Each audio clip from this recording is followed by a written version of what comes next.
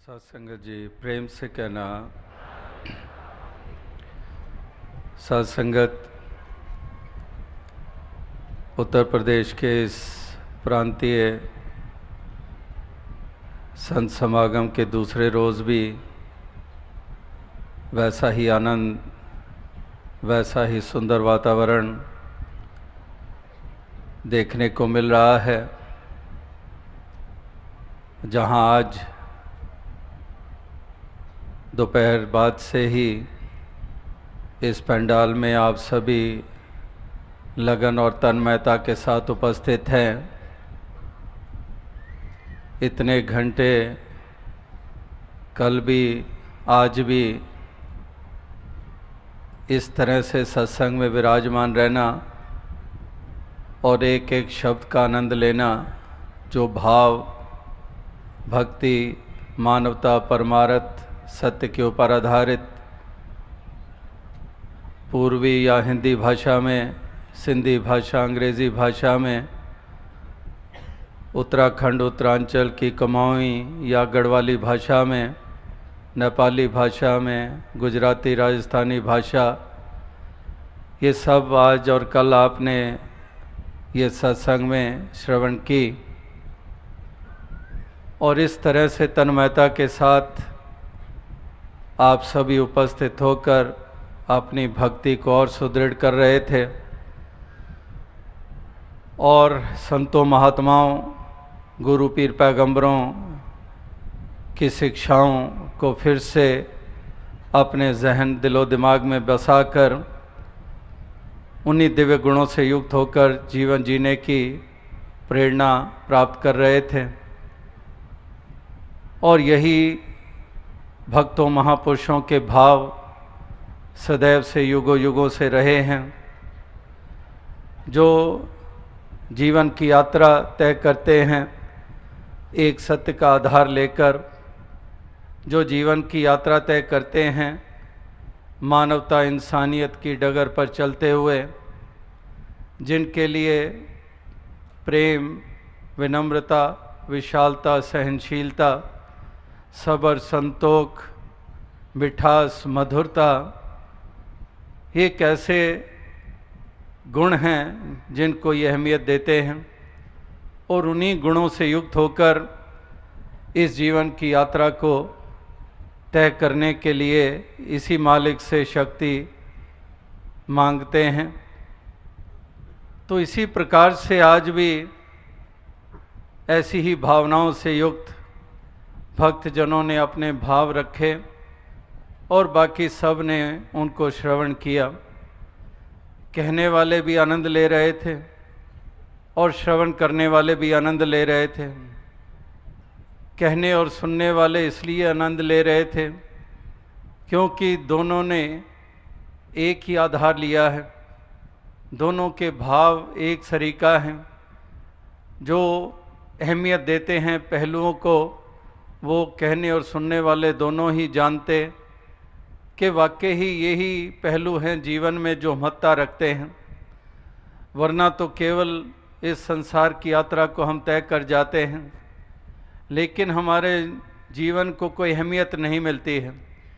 इसीलिए धरती के ऊपर बोझ कह दिया जाता है, जिंदा दर गौर कह दिया जाता है कि वो जीवन जीवन कहलाने लायक ही नहीं होता जो इन दिव्य गुणों से युक्त ना होकर जो जीवन जिया जाता है।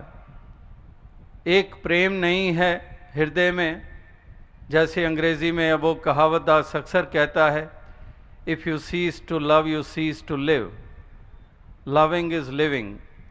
The true meaning of life is living life which is full of love, compassion, compassion for one and all. दया धर्म का मूल है, दया, compassion अंग्रेजी में कहते हैं दया को, और दया धर्म का मूल है।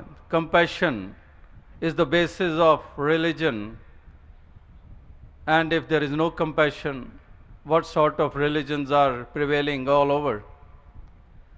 तो इस प्रकार से ये एक ऐसे दिव्य गुण हैं जिनको भक्त, महापुरुष, संतजन अहमियत देते हैं और उन्हीं गुणों को अपनाकर इस जीवन के सफ़र को तय करते आए हैं और आज कर रहे हैं।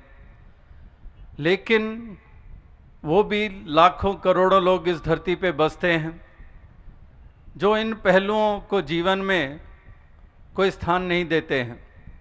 ना दया, ना करुणा, ना प्रेम, ना स्नेह, ना विशालता, ना सहनशीलता, एक संकुचित सा भाव, एक दीवारों में बंधे हुए, एक ऐसी दीवारें खड़ी की हुई जो all the walls, all the barriers are man-made barriers। परमात्मा की तरफ से नहीं, परमात्मा ने कोई दीवार नहीं बनाई। ठीक है, परमात्मा ने ये रचना अनेकता के रूप में की है ज़रूर, मालिक ने ये सारी जो रचना की है वो डाइवर्सिटी के रूप में की है अवश्य, लेकिन इसका मतलब हरगिज़ नहीं कि परमात्मा ने ये डाइवर्स सब कुछ बनाया तो परमात्मा चाहता है कि दीवारें खड़ी हों इस डाइवर्सिटी को लेके, इस अनेकता को लेके जगह जगह पर कदम कदम पर दीवारें खड़ी हों। तो मालिक ने इसलिए डाइवर्स ये सारी रचना की है। अगर चाहता तो यूनिफॉर्म ये रचना कर सकता था, अगर मालिक चाहता कि हम इस कदर दीवारों के बगैर रहें। ऐसी छोटी सोच रखने वाले भी भरे पड़े हैं इस संसार में, जो इस अनेकता की कदर करने की बजाय, अनेकता जो खूबसूरती के रूप में है, जो मालिक ने ऐसी ऐसी रचनाएं की हैं जो कि इतनी विभिन्न है। ये इंसानों का ही अगर वजूद ले लें, एक की शक्ल दूसरे से मिलती नहीं है, कई दफ़ा रिजेंबलेंस हो जाती है, कहते हैं कि मिलती है शक्ल, सामने से मिल जाती है, लेकिन थोड़ा सा दाएं बाएं होकर देखते हैं, कहते हैं नहीं, नाक की एक बनावट में थोड़ा सा अंतर है। तो इस तरह से किसी की आवाज़ नहीं मिलेगी, शक्ल मिल रही है। तो कितनी डाइवर्स एक इंसान के वजूद को ही देख लें, और इसके हाथों के निशान। इसीलिए कोई भी क्राइम होती है तो पुलिस डिपार्टमेंट जो इन्वेस्टिगेशन करते हैं, इन्वेस्टिगेटिंग एजेंसीज, वो इस कदर ढूंढ रहे होते हैं कि उंगलियों के निशान मिलें। एक का निशान दूसरे के साथ मिल नहीं रहा है। अगर यहीं से देख लें, ताज्जुब होता है कि परमात्मा ने कितनी डाइवर्सिटी रखी हुई है। शक्ल सूरत नहीं मिलती है, चाल नहीं मिलती है, उंगलियों के निशान नहीं मिलते हैं, और यहाँ तक कि शरीर की गंध तक नहीं मिलती है। कोई भी क्राइम होती है तो कहते हैं कि स्निफर डॉग्स उनको हरकत में ले आए हैं कि ये कुत्ता सूंघ कर ही उस दिशा की तरफ बढ़ निकलता है जिस तरफ वो क्राइम करने वाला गया है। तो कितनी डाइवर्सिटी है। ये तो केवल इंसानों की बात हो रही है। 84 लाख योनियां, कितने कितने एक जल में जन्म लेती हैं योनियां, उसी जल में जीती हैं, वही मर खप जाती हैं। कितने प्रकार के जीव जंतु, ये मालिक की रचना। और फिर अगर आते हैं धरती की तरफ, धरती भी एक जैसी नहीं बनाई। बनाने को हर जगह पहाड़ी पहाड़ बना देता, लेकिन कुछ पहाड़ बना डाले, कहीं पर समुद्र बना डाले, कहीं पर रेगिस्तानी इलाके बना डाले। तो कितनी भिन्नताएं हैं। तो इस लिहाज से इंसान कदर करने की बजाय कि डाइवर्सिटी वाकई ही बहुत अहमियत रखती है, इसकी अपनी ही खूबसूरती है, लेकिन ये संकुचित मन, ये अंधकार में डूबे हुए मन, ये हमेशा ही इस वरदान को अभिशाप बनाते आए हैं। अपनी ही करतूतों, अपनी ही सोचों के कारण, अपनी ही खुदगर्जियों के कारण, अपनी ही अज्ञानता के कारण ये इसको अभिशाप का रूप देते आए हैं। एक ग्रेस और ब्लेसिंग्स को कर्स के रूप में उसको ये रूप दे देते हैं। तो यही इंसान की फितरतें ये अरसे से चलती चली आ रही हैं। और फिर अगर हम आते हैं इसी डाइवर्सिटी को देखते हैं तो कितने प्रकार के पहरावे हैं, कितनी प्रकार की भाषाएं हैं। तो कितनी भाषाओं का अंतर, कितने पहरावे भिन्न भिन्न, कितनी भाषाएं भिन्न भिन्न। तो इसी तरह से हम दुनिया संसार की तरफ देखते हैं, वहाँ पर भी कहीं स्पेनिश, कहीं लैटिन, कहीं पर फ्रेंच, कहीं डॉइश, जर्मन, इसी तरह से कितनी कितनी भाषाएं तमाम मुल्कों में हमें सुनने को मिलती हैं। और इसी तरह से अगर हिंदुस्तान के ऊपर केंद्रित हो जाएं, तो यहाँ पर भी 20 कोस के बाद कहते हैं कि भाषा बदल जाती है, एक पुट बदल जाता है, एक मेन लैंग्वेजेस और आगे कितने डायलेक्ट्स। इसी हिंदुस्तान में कितनी भिन्नताएं हैं भाषाओं को लेकर। तो वाकई ही जो बात कहने का भाव है कि भिन्नताएं तो अनेकों हैं, कितने प्रकार की हैं, लेकिन ज़रूरत है एक बीच में धागे की जो भिन्न भिन्न फूलों को पिरो डाले। जो एकता की हम बात करते हैं, अनेकता में एकता, unity in diversity. Uniformity is not possible at all. और लोग ये सोचकर, धर्म वाले, मज़हब वाले, कहीं तलवारों का जोर लगाकर, कहीं फिर फोटो का सहारा लेकर, कहीं डराकर धमकाकर, जुल्म और सितम करके यही रास्ता अख्तियार करते आए हैं कि यूनिफॉर्मिटी लानी है। जैसा पहरावा हम पहनते हैं ये भी पहने, नहीं तो मौत की घाट। जिस तरफ रुक कर हम इबादत करते हैं ये भी उसी तरफ रुक कर लें। जिस दिन को हम पावन मानते हैं ये भी उसी दिन को पावन माने। जिस पैगंबर को, जिस गुरु को, पीर को हम मानते हैं ये भी उसी को माने, इत्यादि। इस प्रकार से जो भोजन हम करते हैं बाकी भी वही भोजन स्वीकार करें। तो ऐसे इंसान यूनिफॉर्मिटी लाने की कोशिशें करते आए हैं। वही बात के जो कि एक खूबसूरती थी अनेकता के रूप में, उसको अभिशाप बना डाला अपनी संकीर्णताओं और अपनी अज्ञानता के कारण, अपनी खुदगर्जियों के कारण। नहीं समझे गुरु पीर पैगंबरों के संदेशों को, नहीं समझे कि स्क्रिप्चर्स और धर्म ग्रंथों के पैगाम क्या हैं। अपने ही मायने दे डाले, क्योंकि पीछे कारण अज्ञानता और अपनी खुदगर्जियां हैं।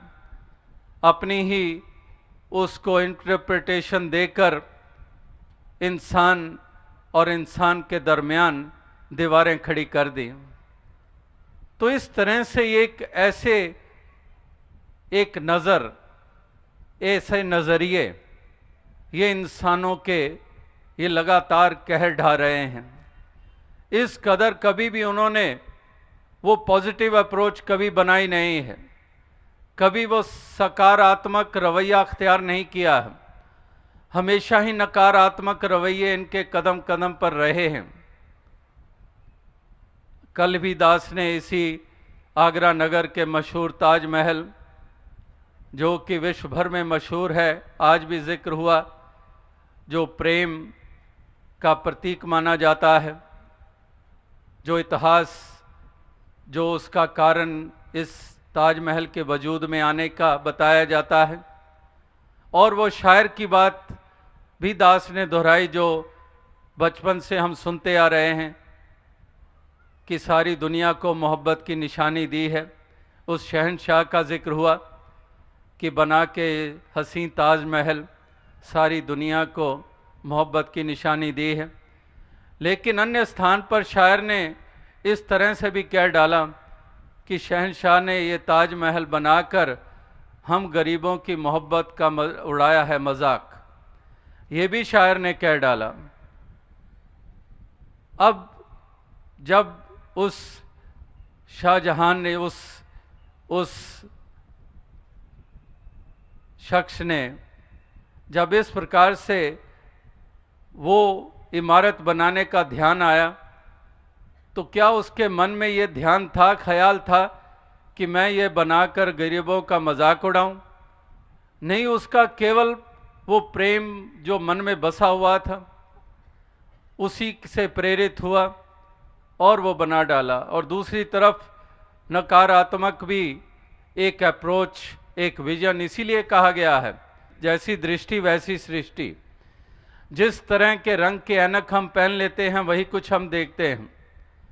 इस प्रकार से ये हमारी भेद वाली दृष्टि है, ये हमारी नकारात्मक रवैये हैं जिन्होंने धरती को स्वर्ग नहीं बनने दिया है। मालिक ने तो धरती स्वर्ग बनाई है। इतने प्लैनेट्स हैं, इतने सोलर सिस्टम्स, इतने गैलेक्सीज, और धरती का अपने आप में एक ऐसा यूनिक स्वरूप मालिक ने बनाया। कितनी खूबसूरत ये धरती, ये प्लैनेट बनाया, कितने रंग, कितने सुंदर यहाँ पर एक धरती को रूप दिया।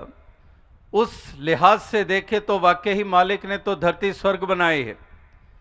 लेकिन इंसानों की अज्ञानता और संकीर्णताओं ने कोई कसर नहीं उठाई इसको नर्क बनाने में। इसीलिए हम कह देते हैं कि ये तो नर्क बन गई है, ये मोहल्ला नर्क बन गया है, इससे तो शिफ्ट कर जाएं, कहीं मूव कर जाएं, अपने मकान को बदल डालें। यहाँ तो नर्क बना डाला है। आए दिन दंगे फसाद, आए दिन लड़ाई झगड़े, गाली गलौज, छीना झपटी, लूट मार। इस प्रांत को बदल डालें, इस मुल्क से पलायन कर लें, किसी और मुल्क में चले जाते हैं, यहाँ पर पीसफुल एटमॉस्फेयर हैं, तो ऐसा भी कहना पड़ता है, मजबूर हो जाते हैं। तो धरती को स्वर्ग मालिक की तरफ से तो बनाया गया, इसको जब ये रूप दिया गया।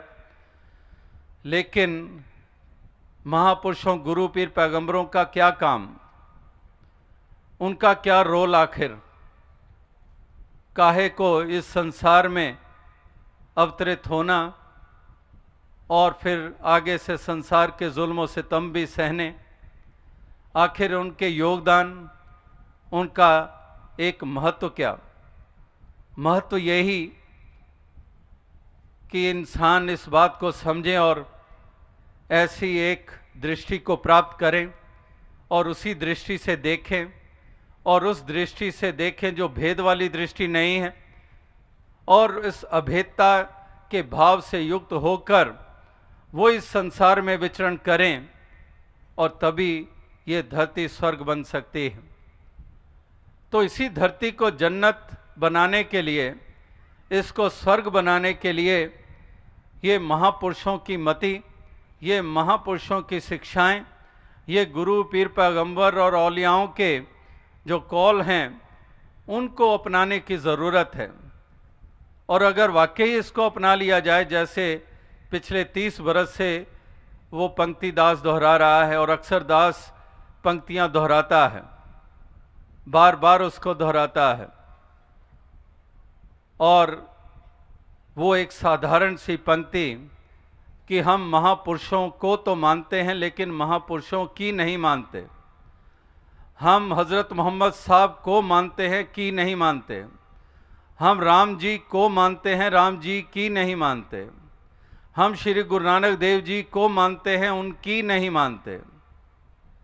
को और की में केवल मात्रा का अंतर नहीं है, ज़मीन आसमान का अंतर है। को मानना हर कोई मान रहा है, श्रद्धा, आस्था, उनके जन्मदिन, उनके जन्म स्थल, कहीं पर कुछ देर रुके, वहाँ पूजा स्थल बना डाले, वहाँ बंदगी इबादत कर डाली।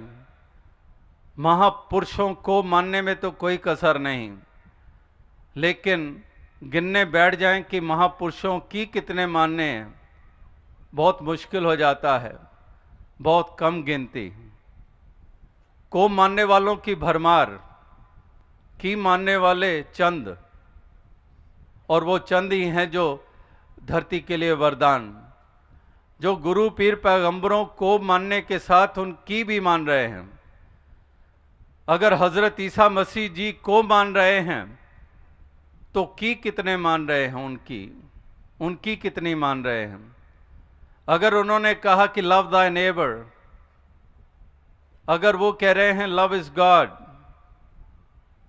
अगर ये कहा गया है कि I did not know how to worship till I knew how to love, प्यार की बात, मोहब्बत की बात, खलूस की बात, ये सब पैगंबरों ने यही तो पाठ पढ़ाया।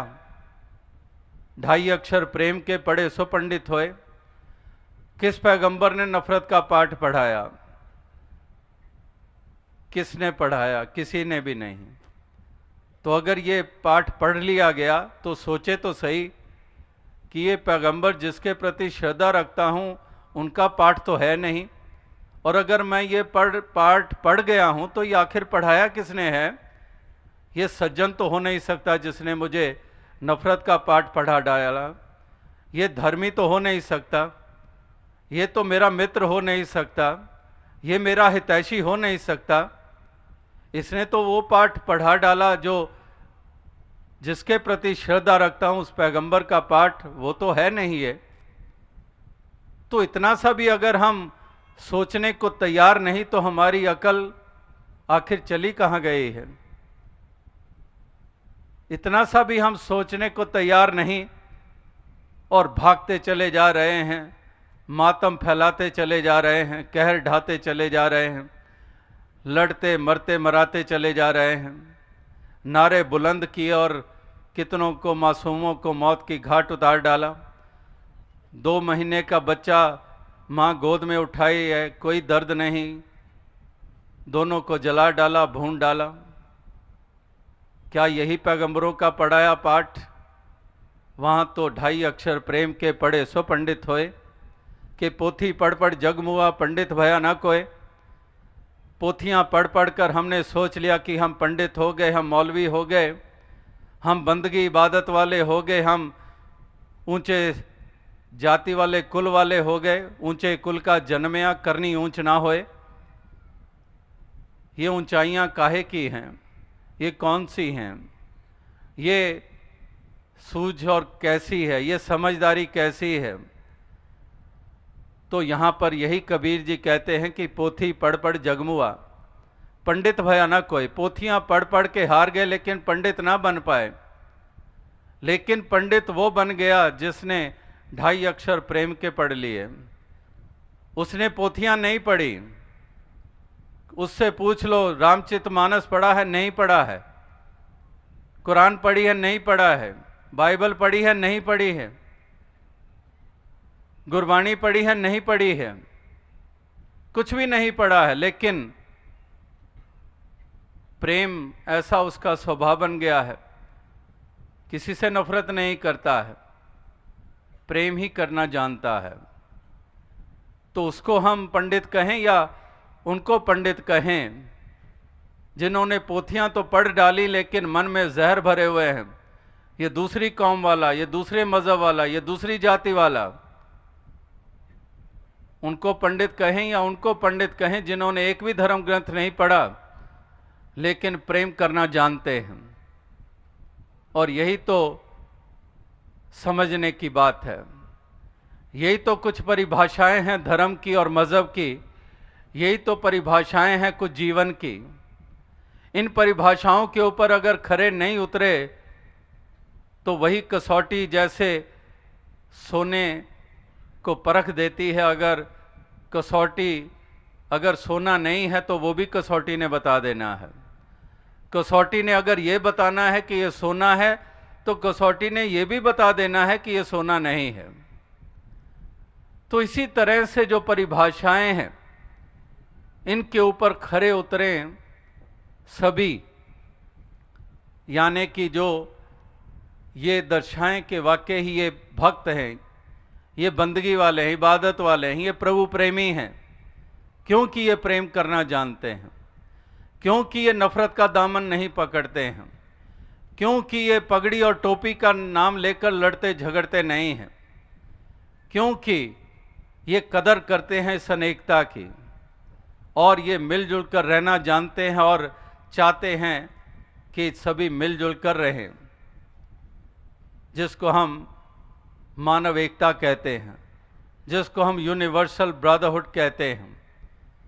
तो इस प्रकार से कहने का भाव, जो एक नारा जो मिशन की तरफ से ही दिया गया था, जो एक कुछ बरस पहले जब न्यू ईयर आया तो मिशन की तरफ से जो ग्रीटिंग कार्ड्स छापी गई उनमें एक स्लोगन दिया गया, पीस नॉट पीसेस।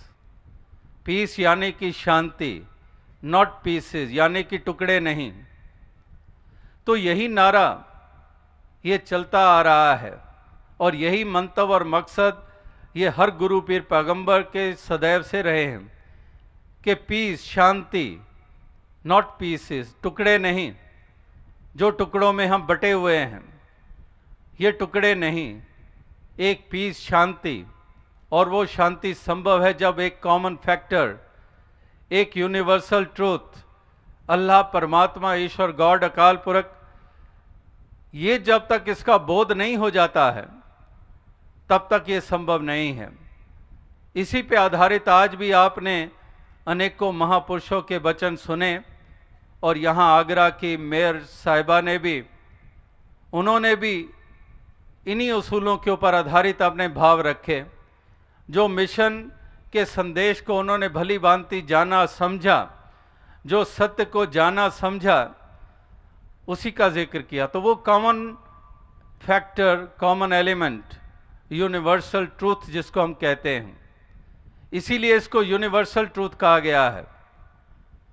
तो इस एक धागे को अगर बीच में नहीं लाएंगे तो फिर तो बिखराव ही बिखराव है। फिर तो कभी भी हम उस अवस्था तक नहीं पहुंच पाएंगे जिस अवस्था के पहुंचने के कारण हमारा भी उद्धार हो जाए, हमारे दोनों जहान संवर जाएं और जिसके कारण हम एक साधन बन जाएं इस धरती के वातावरण को सुंदर रूप देने के लिए, इसको एक सुखद रूप देने के लिए। इस तरह से ये संतों महात्माओं की भावनाएं ये हमेशा से इसी के ऊपर आधारित रही हैं और इसी का ही प्रचार प्रसार करने वाले ही सच्चे मायने में वो हमारे परम हितैषी होते हैं, जो इस तरफ हमें अग्रसर करते हैं और जो हमारी भेद वाली दृष्टि बनाने में को और मजबूती देते हैं। यानी कि हमारी जड़ों में अमृत भरने की बजाय उन जड़ों में और विष घोल रहे हैं, और अगर पत्तों के ऊपर भी पानी देने की बजाय तेजाब डाल रहे हैं तो समझ जाएं वो हमारे हितैषी नहीं हैं। वो हरगिज़ हमारा पार उतारा नहीं करना चाहते हैं, वो हमें डुबोने के सामान हमें दे रहे हैं कि हम ये सामान जुटाते रहें और अपने अंत का, अपने पतन का हम भी कारण बन जाएं। तो इस तरह की नासमझियाँ ये इंसानों से हो रही हैं और इसीलिए महापुरुष कहते हैं कि ब्रह्म ज्ञानियों का संग कर लें, ऐसी संगति कर लें ताकि वाकई हमारा उद्धार हो जाए, हमें वो दृष्टि मिल जाए, एक रोशनी आ जाए हमारे जीवन में, एक समझ ऊंची हमें हासिल हो जाए, तो तब हमारा कल्याण हो जाएगा और लोक और परलोक ये दोनों ही संवर जाएंगे हमारे। तो वरना तो जिनके हाथों हम लग गए वो तो जो हमारा हश्र कर रहे हैं वो तो कर ही रहे हैं। प्यार का पाठ पढ़ाने के बजाय नफ़रत की भाषा हमें सिखा रहे हैं, नफ़रत ही हमें दे रहे हैं।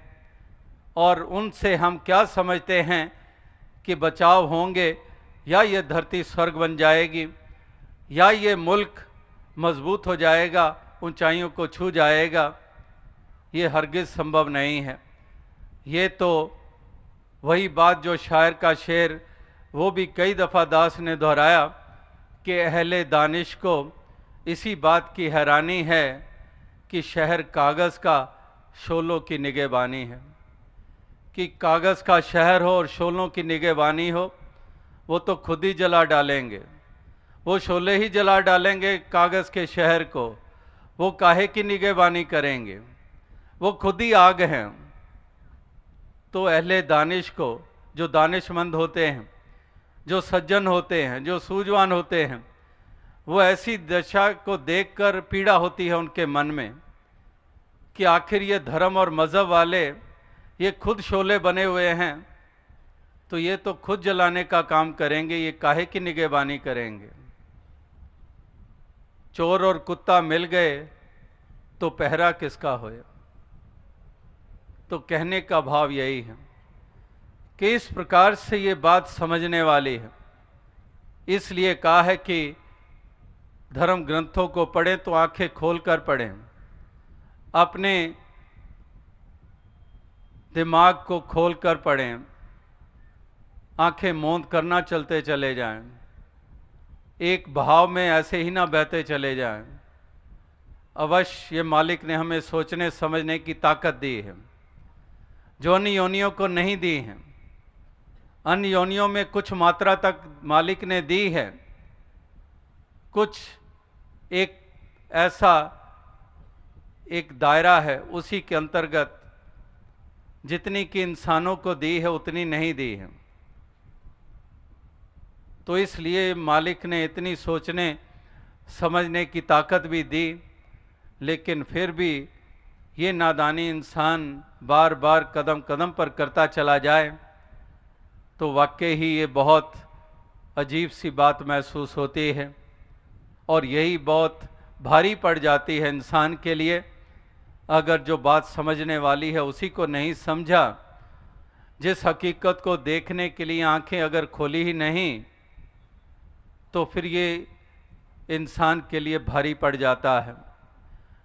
तो इसलिए इंसानों को ही ये चेतावनी ये बार बार ये दी जाती है, ये जागृति दी जाती है कि इंसान इस बात को समझें और वाकई उस मार्ग पर चल निकलें, जो मार्ग मानवता का मार्ग है, जो प्रेम का मार्ग है। तो यही प्यार, यही प्रेम का जिक्र केवल कोई लैला मजनू या हीर रांझा की बात नहीं, ये केवल ताजमहल के बनने के पीछे वो प्यार की बात नहीं, ये प्यार मानव का मानव के प्रति, ये प्रेम हर किसी के प्रति, एक ये प्यार हर हृदय में घर कर जाए, ये प्रेम रोम रोम में रच जाए। प्रेम प्याला जो पिए शीस दक्षिणा दे, लोभी शीस ना दे सके नाम प्रेम का ले। ये प्रेम ऐसी धारा कि प्रेम प्रेम हर कोई कहे, प्रेम न जाने कोय, आठ पहर बहता रहे प्रेम कहाए सोए। तो इस प्रकार से प्रेम की गंगा बहाते चलो, ये बचपन से हम सुनते आ रहे हैं कि प्रेम की गंगा बहानी है। प्रेम में ही अपने रोम रोम को हमने रचा लेना है, रंगा लेना है। इस प्रकार से हम प्रेम में हो जाएं।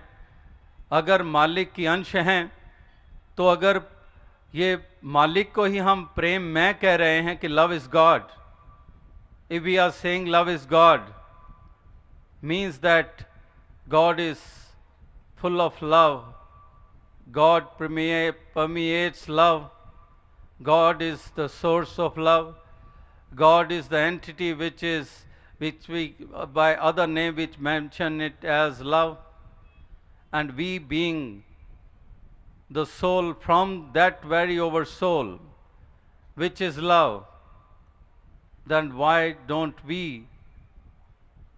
make our entity as such that is love? Why don't we be recognized as love? तो इस प्रकार से अगर परमात्मा प्रेम का स्वरूप है तो उसकी अंश क्यों ना प्रेम का स्वरूप बने। तो यही तो गुरु पीर पैगंबरों की देन कि इंसानों के आगे से वो पर्दा हटाया, ज्ञानता का वो जो आवरण था वो हटाया, और ऊपर ऊपर से जो फजूल का था उसको एक तरफ कर दिया और उसको अपने असली वजूद में ला खड़ा कर दिया, जो कि वाकई ही प्रभु के अंश के रूप में, जो केवल डिवाइन, जैसे अंग्रेजी में वो पंक्तिदास अक्सर कहता है कि we are not human beings having divine experience, but rather we are divine beings having human experience।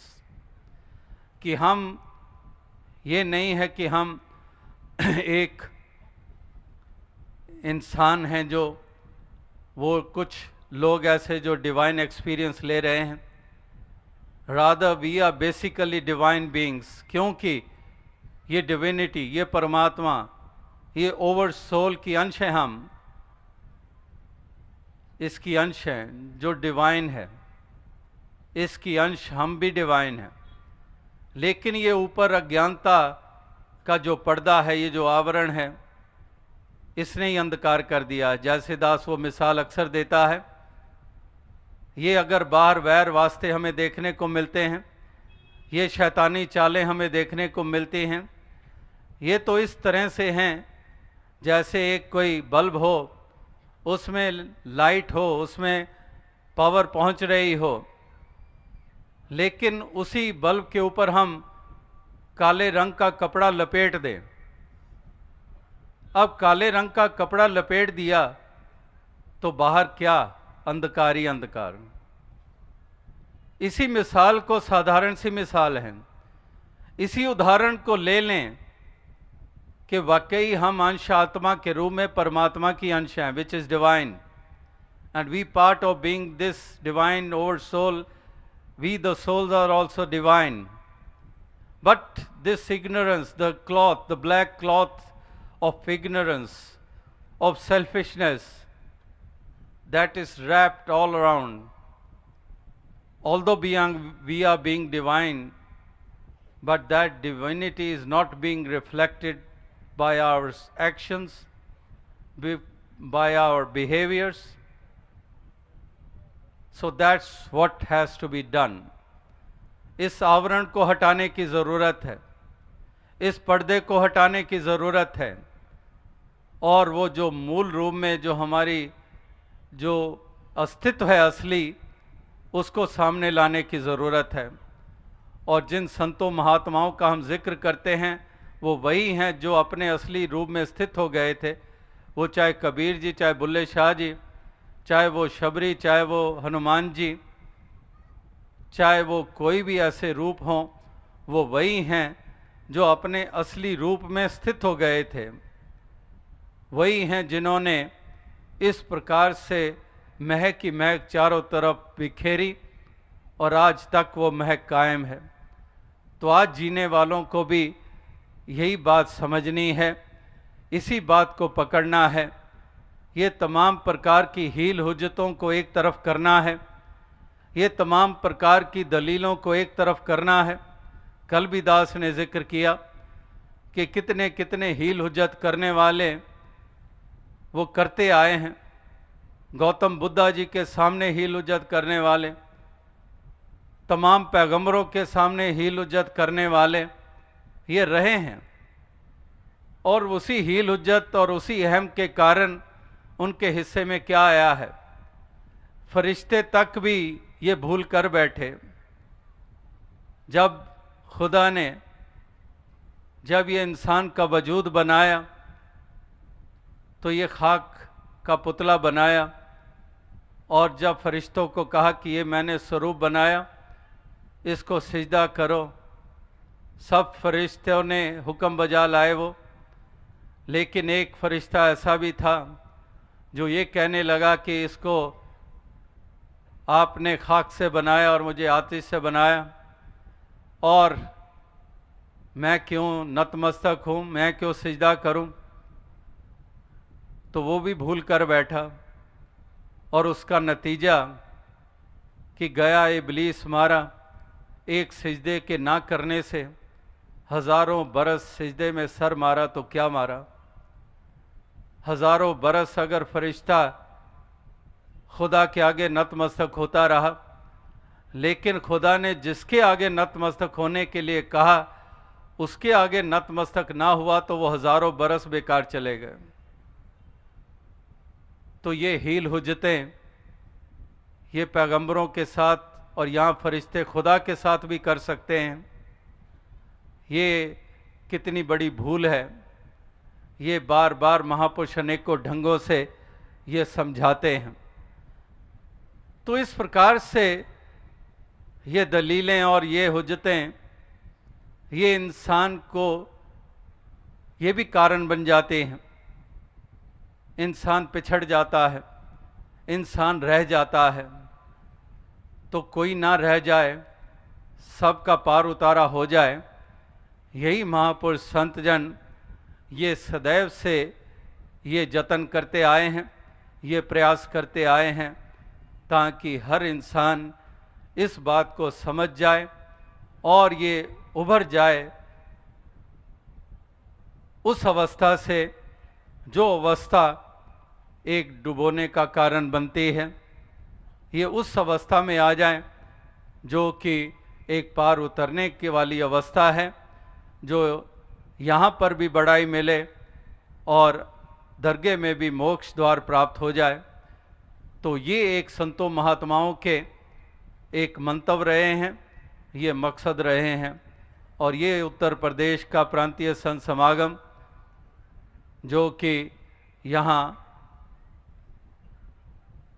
Agra में जिसका आयोजन हुआ है, जो कि उत्तर प्रदेश और उत्तराखंड का एक मिला जुला रूप, जैसे कि अभी 2 दिनों के बाद समस्तीपुर में जो समागम वो भी बिहार और झारखंड का मिला जुला रूप, तो इसी तरह से ये भी इसी मकसद के साथ ये समागम का आयोजन इस आगरा नगर में हुआ है।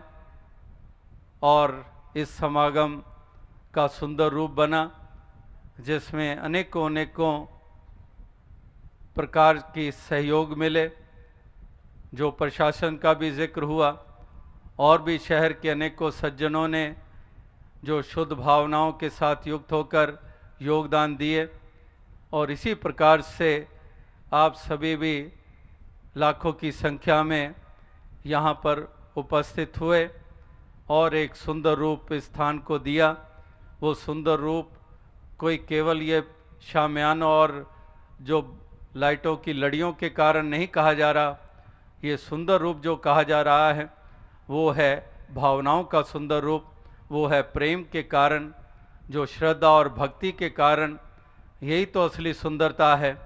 तो इस सुंदरता को आगे और फैलाव देने के लिए यही प्रार्थना कि सबको दातार तौफीक दे, सबको शक्ति बख्शे, सामर्थ्य दे, ताकि यही सुंदरता धरती के हर कोने में स्थापित होती जाए, ताकि